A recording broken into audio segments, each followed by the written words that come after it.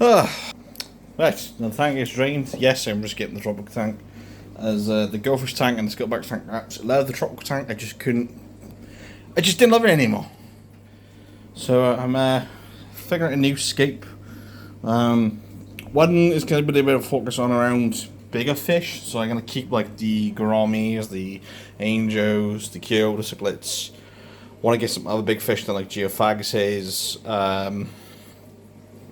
just other bigger fish, because I just think like I just love the goldfish tank, but I kind of don't need another tank that's got smaller fish in, because the goldfish tank has got a perfect like mix. Like obviously I still have tetras and other things in. So now the tank is now fully drained and all the fish are being removed. So this is all the fish that is going back in here.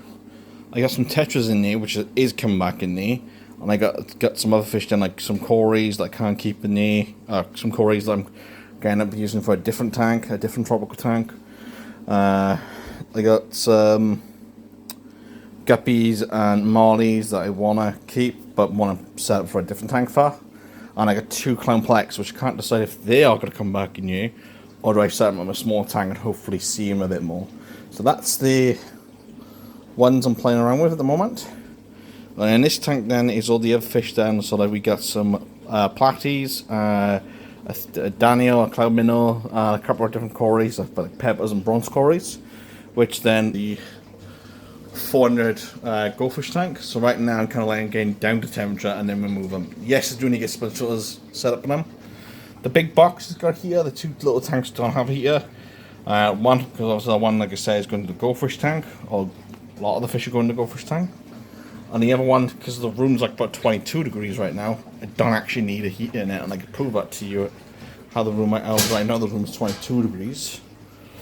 So a lot of like the tetras and the cories and the other fish that go in that little tank will be alright for a good couple of hours. Right now the goldfish tank is bigger and it's still sat somewhere between 21 and 23 degrees, so it means it's sat around about 22 degrees. It doesn't even have a heater in it. Like that tank's a cold water tank, completely cold water tank, and it doesn't have a heater in it. Right, update part 2. So now I finally got the escape button. Finally got the escape in mind now that I want to do, which I've done. And I think it just looks incredible. Obviously I still need to sort out some stuff like gravel, sand, that type of thing. So I know that the Synodontis are going to love using these caves, because they actually love using them. So I think spread them around across the tank, but in the corner tank as they were. Didn't really help that they were making them more shyer. So I think with them being spread across, so we got 3 going all the way around, and then we got 4 then towards the top area. I think it's going to make the Synodontis a lot more happy and a lot more active. No, it's 5 at the top area. So I think it's going to make them a lot more happy, and I'm hopefully in mind that will make them a lot more active. I think they are going to really enjoy that cave system. Did add in some big rocks too, and some little rocks just for detail purposes. As well as hopefully that when the Kyodas, some of the Kyoda cichlids, the Festive cichlids, that's the breed. Hopefully we'll create enough hiding spots for them, or at least enough spots for them to breed on the rocks, or even on the ornaments themselves if they wanted to. And obviously think about this now, when this entire back area is just planted, just fully planted, with a mix of different plants, like the goldfish tank is. I know I've got some plants I need to put back in, but the goldfish tank is absolutely really incredible. So this is what I want for this tank now, is to do absolutely incredible. So imagine this entire back area just covered in plants. Can you imagine that? That would be fantastic. And this little update now, literally just on the grab route. Literally only have enough sand to do the front, which is not really too end of the day, because like I said, for the top bit, I was going to end up using gravel. So what I'm going to do is do a little bit more thicker gravel, because originally I was going to do a top of sand, then gravel, but obviously I don't have money to go up and buy more sand, and also like if I went to somewhere else that wasn't King's Aquatics, then the sand would be a different colour, and then it just won't look right. So I think even if I was going to top off with gravel anyway, it would have been no difference. But if some of it did mix, then it wouldn't look right. So my focus is now to get the gravel layer So right now I'm just actually washing the gravel out. So how I'm doing it, which I already made a video on what gravel you should use if you're going to buy gravel from a garden centre, which is I'm actually using the exact same gravel. So the gravel which I'm using is just pea gravel from my local B&Ms, and I made sure it says fish friendly. If you know if it says fish friendly, you know that it is perfectly in ponds, aquariums, anything that you can put a fish in. Pretty much, you know, it's going to be absolutely friendly. Even bog filters will be great too. So how have I been doing it? I'll give her another one. So how I've been doing it is plant these old pond plant pots. Literally just chuck in like pretty much a full tub of gravel in.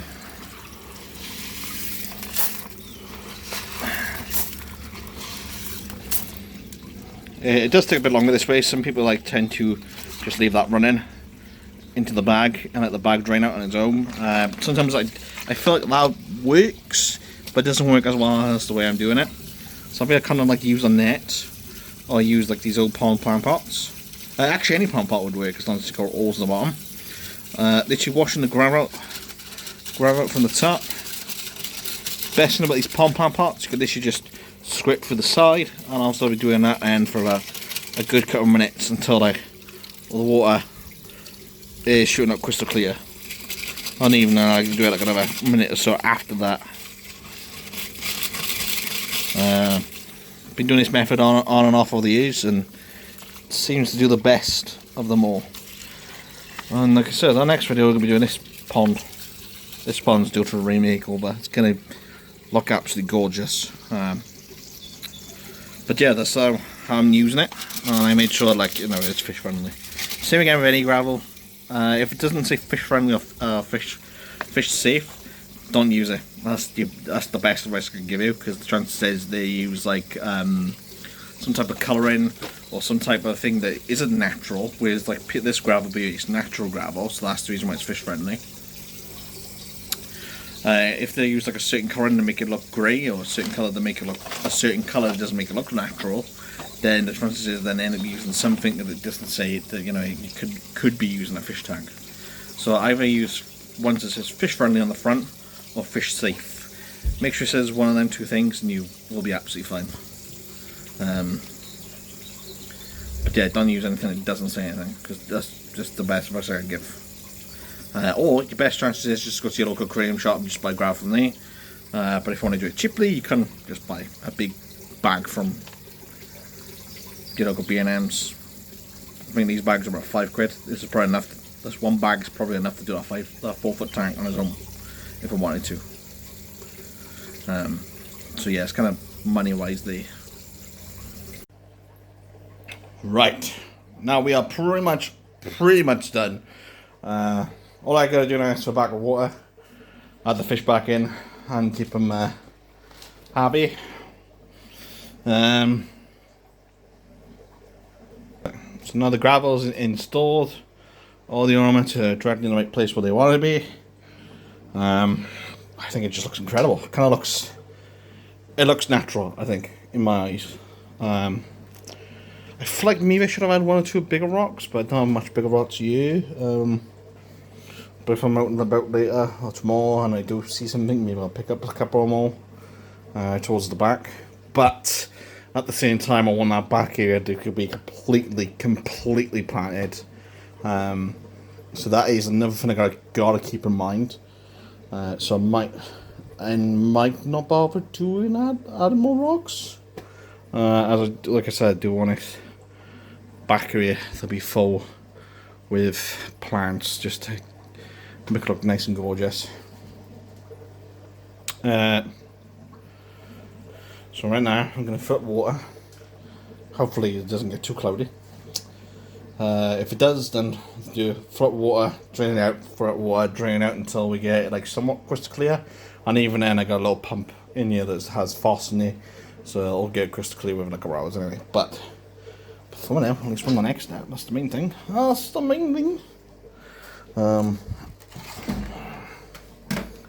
yeah.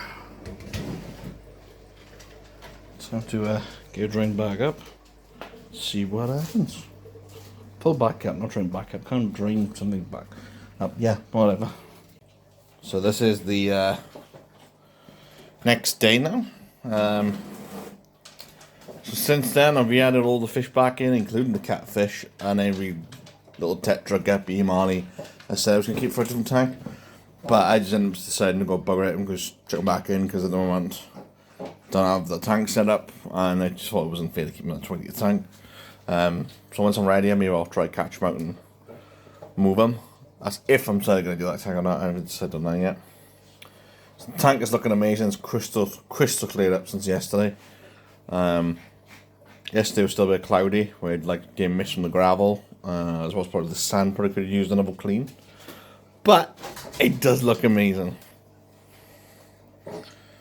I think this is just like a perfect aquarium for all these different types of species of fish, especially for the Synodontis. They seem to be a lot more active this morning from my previous escapes I've had of them before, which I think it really helps that I have this cave system going all the way through it, and I know that they love it, and that's what I wanted, was to create a cave system or directly through the tank, which they're going to swim in and out about and absolutely love. Now, obviously there's still a lot of work, a lot of things are still to do, so like the plants, I still need to get a lot of plants to float towards the back, but that will take time and obviously money. But once like this tank is like fully planted and fully plant, I should have forgot. Fully planted and being fully like, you know, settled in, it will look absolutely more gorgeous. But like the Synodontis are happy, and that's what I wanted. I created a cave system where like they are swimming in and out and about, and they seem to be loving it already. Look at that. Whereas before, like they either stayed in one of the two cave systems I have out on each side, whereas this now they kind of like spread all the way out for it, which is what I wanted. And like I feel like every time I look at somewhere else, I just notice the difference on the dice. Oh, they were talking about the guy. There's a tiger Synodontis in there, which he's a big boy now. Yeah, I bought him when he was tiny. There's another petricorn Synodontis right in there. Got another one right over there. Look at them, they just like this little cave system. I also think they're showing breeding signs by the looks of it. There's another guy in here, just seen them. It's like what I wanted was just like a perfect escape from, not to be cramped in one corner, but a perfect escape where they're able to explore the tank and they feel safe. Like Synodontis like little cave systems like this. So I think for me to create something that they enjoy, which means I'm going to enjoy longer. I think this tank was overdue because, like I was saying, I created like a perfect goldfish tank and a perfect skittleback tank. It was only time that the tropical tank was going to get an next rescape and get a perfect tank. Obviously, I still got a where I did plant these plants in yesterday, and I'm going to assume one of the bloody fish I either pulled them out or I didn't plant them in properly, so I'm still going to sort it out. Henry! So I got to resort them out, but other than that, then it's just kind of like finishing off. Henry!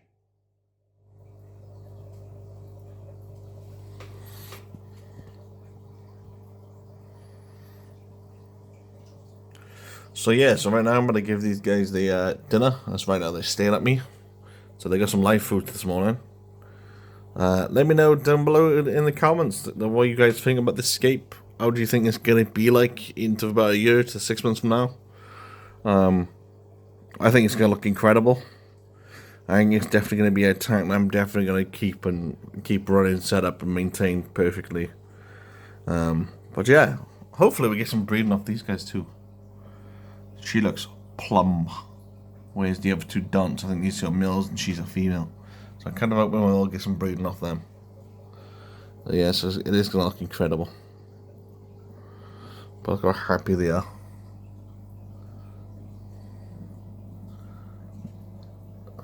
Just what I wanted. Just a perfect Synodontis tank. It is. It generally is a perfect Synodontis tank. Wish I had a bigger tank because I would get more. I love my Synodontis. And maybe I still would get more.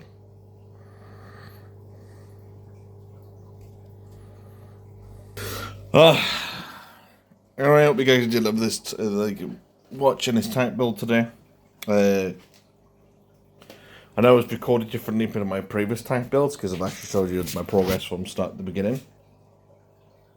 But I wanted to focus on creating a perfect tank for everybody in that tank, and everybody seems to be loving it, which is really, really great news. There seems to be. But obviously, if you guys do want to see that tank updated and mature, don't forget to leave a subscribe and a like. And also the next tank rescape or tank rebuild will be the fancy pond. And oh my god, the idea I got for that is going to look incredible. So don't forget to leave a like and subscribe right now. And I'll see you guys in the next one. Bye for now.